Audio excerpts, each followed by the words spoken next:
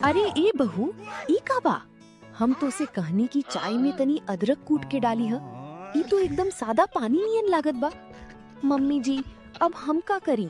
अदरक त घर में खत्म हो गइल रहे, त हम सोचनी की तनी सा पीसा भइल गरम मसाला डाल दी। आखिर ओहू में तो सोट होले बा।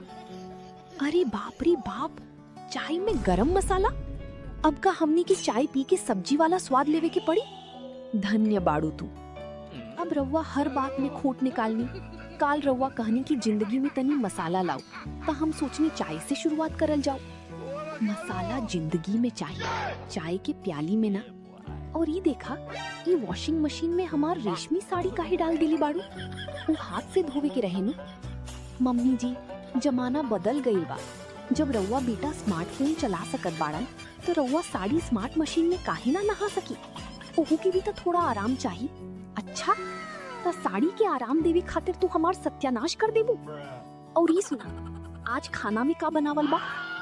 आज हम स्पेशल लौकी के जूस और उबला भइल सलाद बनौली बानी।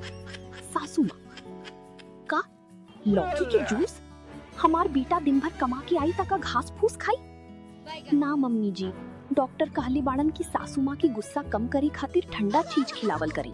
ता हम सोचनी कि लौकी से बढ़िया ठंडा और का हुई? ई बहू ना हिया, ई तो साक्षात आफत बिया। जाके कम से कम एक कप बढ़िया बिना मसाला वाली चाय बना के लिया, ना तो आज हमार बीपी आसमान छू दे।